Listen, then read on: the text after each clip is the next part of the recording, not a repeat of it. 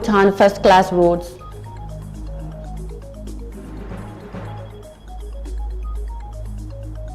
GMC relies on silent majority to form next government.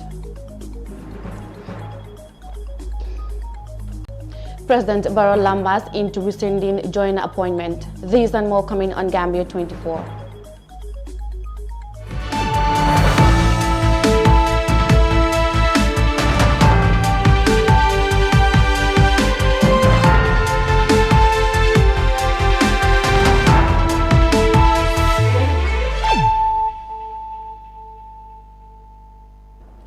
Welcome back. You're watching Gambia24 News with me, Mai Ahmad Fatih. Thanks for joining us, and now the news in detail.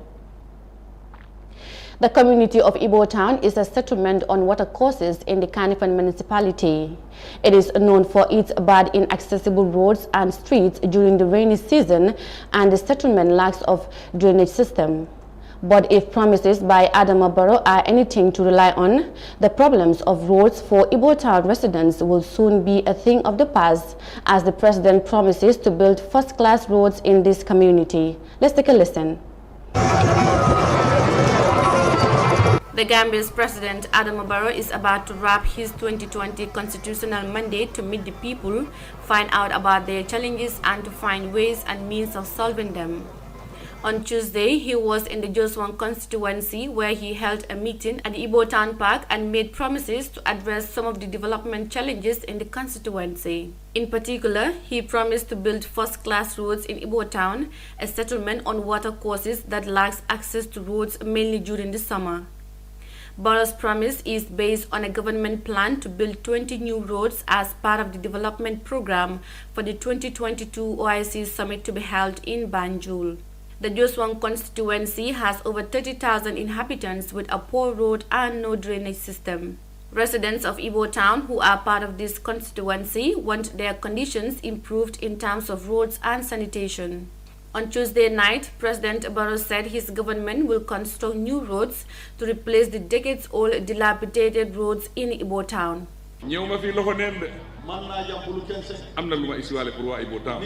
I have one thing to tell you, the people of Ibo Town. I didn't come here empty-handed. I brought something for you, the people of Ibo Town. I will tell you, people, with the road project of the OIC, Ibo Town will have its share. In 50 years, there is only one road to Ibo Town. Starting from Joko and the main Kombosila Highway to the riverside is part of my project, which I would be launching in March, April, by the grace of the Almighty Allah. You will soon see machines coming in Ibo Town to start this work. Meanwhile, Ibo Town's main football field and the car park share the same space. The residents of Ibo Town said they want the Minister of Youth and Sports to include them in his ministry's plans to construct mini stadiums across the country. Also speaking at Tuesday's meeting, the National Assembly member for the Joswan constituency, Alaji Drama, said the constituency's main problem is lack of roads. Your Excellency, Your Excellency, I will not be part of those people telling you we don't see any development that your government have done. I am not those people comparing your regime with the former regime, and I will also not be here telling you you did this or you did that. But the mere fact is that we are not from the same party, and that I have the liberty to speak on your platform. It's new to the Gambia, and it is enough for me. Your Excellency, I will not deliberate on what others have said already, even at Parliament. Joswan constituency have a lot of problems, and these problems are: one is the road, second is the road, and third is the road. The people in Ibo Town have endured heavy rains and flooding in addition to inaccessible roads and streets, mostly during the summer, despite several promises in the past to fix these problems. Some local residents told iAfrica TV that President Barrow's promises raise new hopes, but they will wait to see if they will be fulfilled. Reporting for iAfrica News, I am Mariama Cham. The problems of roads in Ibo Town will soon be a thing of the past if President Barrow fulfilled promises to build a first-class road in this community. Now, musician Bai Musa Seka, known by his stage name One Pac, suffered a public backlash over a photo portraying him as Jesus Christ on the cross. The image was circulated as a promotional image ahead of a musical concert. The artist later apologized, but in a press conference he organized on Tuesday in Bakau, One Pac said Gambians should stop what he called favoritism and took a swab at the GSM operator, which supported the Christmas Day musical event. Fatmata Kasim reports. 2 weeks ago, One Pac posted a picture on social media portraying himself as Jesus on the cross.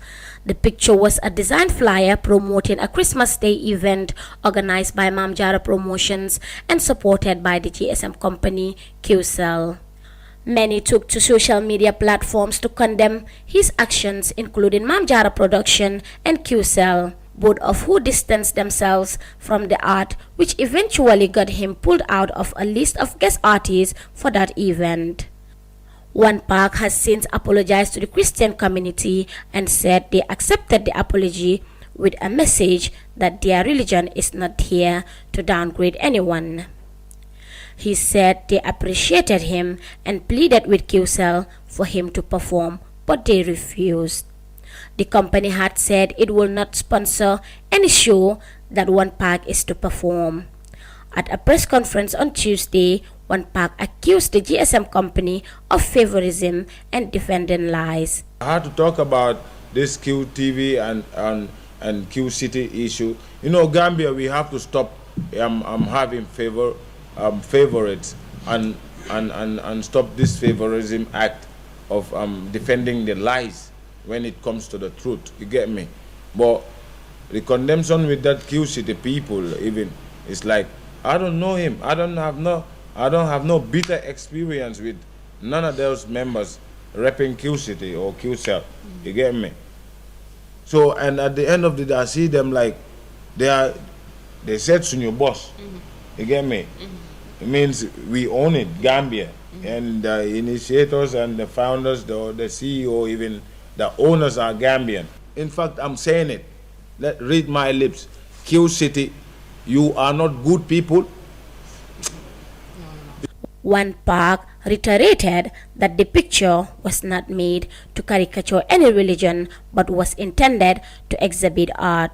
He said he was portraying isolation and suffering he endured in the Gambian society. I mean, the intention is and the idea was all about, earth. And I've been One Pac, been devastated by my society, isolated by my community. There's a kind of torture going on, and this is what I want to portray. You just can't condemn people for the fact of doing one mistake of their life, and you just want to, take that advantage of pointing them or labeling them for life as a bad person.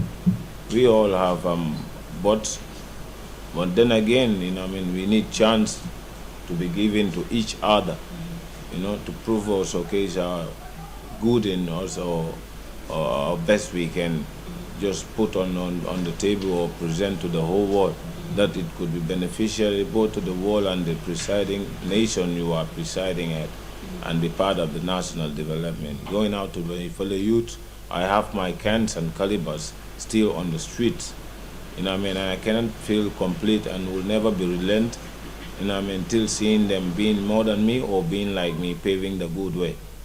One Pac, a former convict who had been to jail 19 times, said he wants to change, so people should not condemn or further isolate him. He said society should not ostracize people like him or further alienate them, which may push him back to his old ways of robbing people. The singer also said he is battling with psychological problems due to the trauma he went through when he was in jail, and called on the government to establish rehabilitation centers for former convicts to to help their full integration into the society. For iAfrica TV, I am Fatoumata Kasim. One pack there suffered public backlash over a photo he took portraying himself as Jesus Christ. His swift apology was accepted by majority, but he, however, felt that there is still favoritism among Gambians.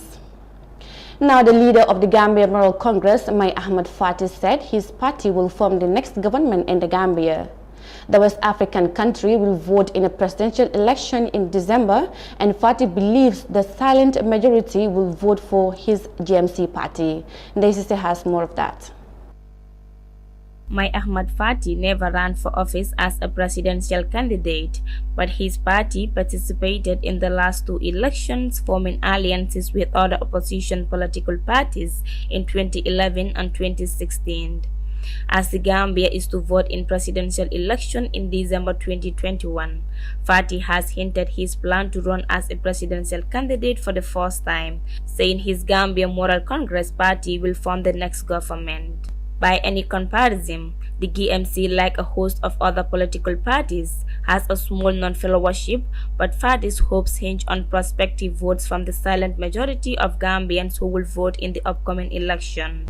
On Tuesday, he also told journalists at the GMC office that his party is optimistic of winning next year's election because many people are joining his party. And I want to assure you that victory belongs to your party. The future of this country belongs to your party. And the next government of the Gambia will be one led and established by GMC, inshallah. Fatih's GMC wants to tackle fundamental issues like youth unemployment and said they will initiate programs for youth empowerment. The GMC also wants to transform the country's fragile health system, according to Fatih. We will transform this country from where it is to one that you'll be proud of. Not only that, to one that will be proud of Africa. We will transform this country to one that will focus on the fundamental issues of youth employment and youth empowerment. We will focus our energies in this country on improving the healthcare system so that people will stop dying from preventable illnesses. People will stop dying from giving birth to babies, so that people will stop this tourism migration of health to Senegal and other countries. While the party leader said a lot of people are joining the GMC, the party's media officer Tida Kijera said she hopes many youths will join the party before the December elections as the GMC is becoming popular. In the country currently, we have 16 political parties, but out of all parties, you choose GMC, and we are very happy about that. The hope and trust that inspired you to join GMC shall never be broken, because we have our leader, and group leadership is very important. The leader you will choose should be someone ready to develop the country. We cannot promise anyone that we will give out money, because GMC is not here to compete with anyone in giving out money. Leaders should be well educated, and now I believe that GMC is becoming known to Gambians, and before the election, youths from different parts of the country will join GMC. Several Gambian politicians, including President Adama Barrow and other opposition leaders, including Fatih's own party, have been making promises to change people's lives, but not much has been achieved, save for a few roads and safe drinking water in some communities and regions. On Tuesday, Mai Ahmad Fatih said lying and promising people about things one cannot fulfill should be out of politics. For iAfrica News, I am Daisy. Mai Fatih optimistic that GMC will form the next government, believing that the silent majority will vote for his party. We will now take a quick commercial break. We'll be right back. Stay with us. In the mood of pranking your friends? Change your voice and spice up your calls with AfriCell Magic Voice Service. You can choose to talk with a cartoon, a woman's or a monster's voice for only $1 per day. To activate the magic voice, call or SMS 188 or simply dial *188#. Have fun and enjoy the laughs. Where AfriCell goes, nobody dares to follow.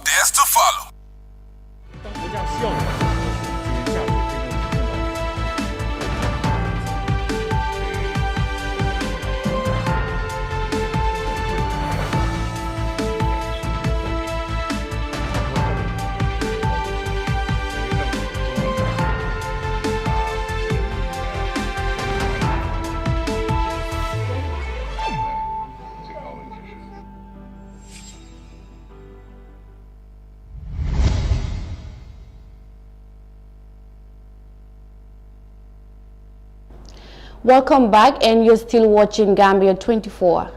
President Adama Barrow received a backlash from the opposition and social media activists over the appointment of Odeme Joyner as the deputy chairman of the Independent Electoral Commission, and he was forced to rescind the appointment after it was revealed that Joyner serves as an executive of the President's National People's Party. Fatmata Kasim reports.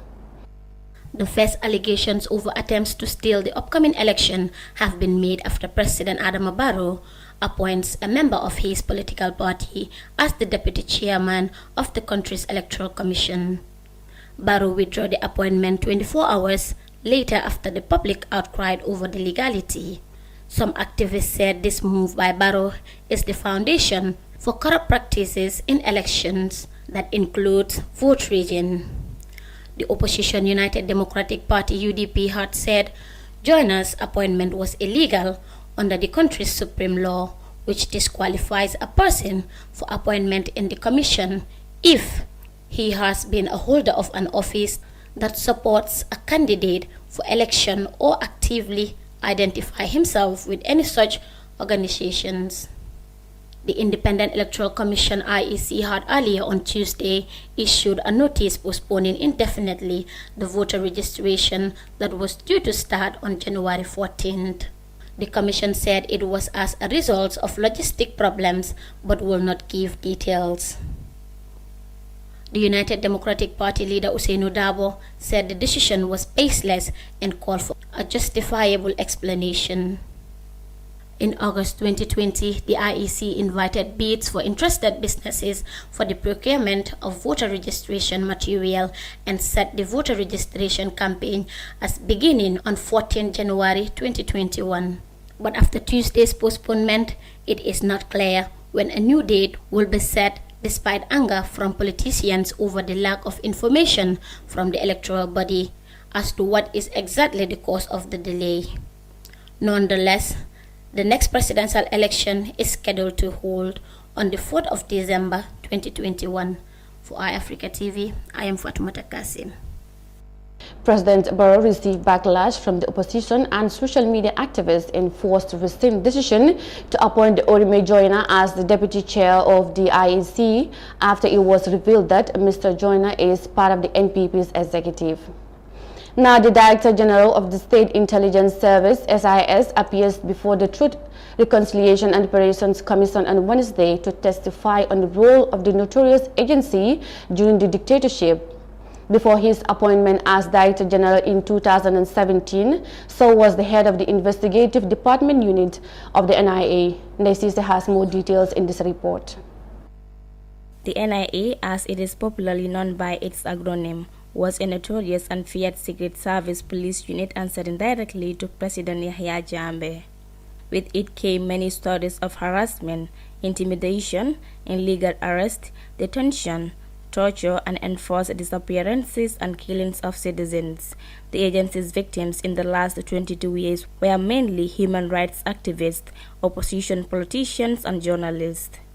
On Wednesday, Usman Sow, a former head of investigations at the NIA and now its Director General, told the Third Commission he was not sure if the agency had a regulation. Of the Commission received information that there is NIA regulation.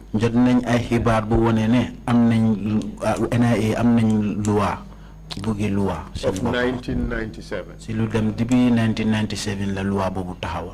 It could be done. I'm not in possession of any. But I can find out.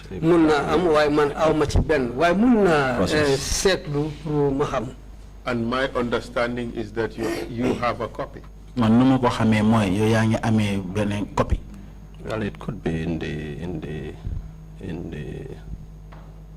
the cells, My information is that you know that you have a copy. Well,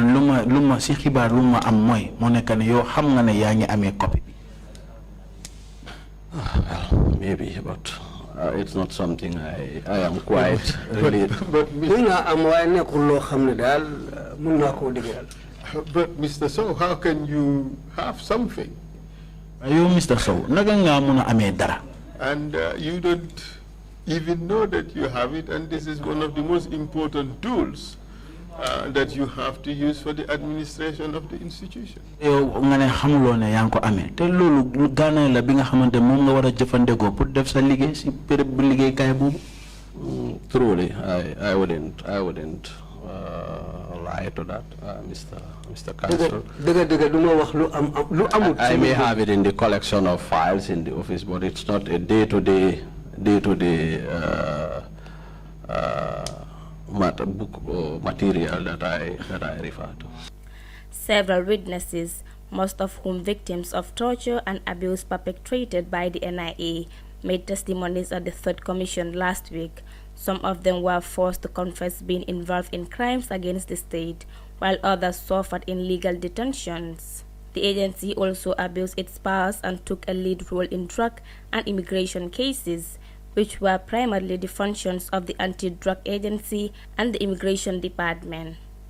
However, Usman Sow said that the NIA did because it had a significant intelligence gathering role at a time.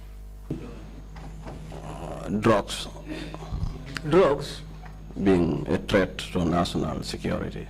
And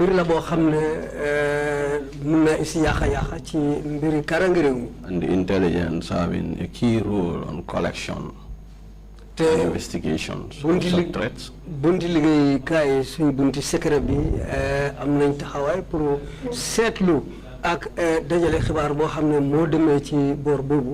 I think it is, and it would be advisable for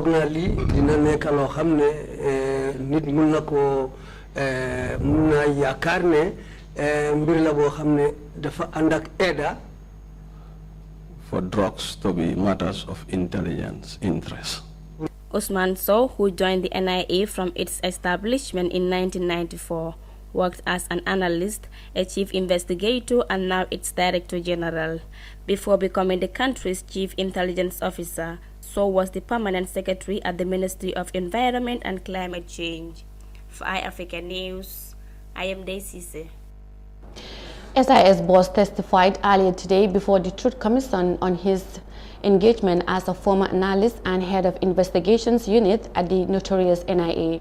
That's all we have for you in today's edition of Gambia24. Join us for more news on iAfrica.tv. I was representative Mariama Cham. Thank you for watching and do have a good night.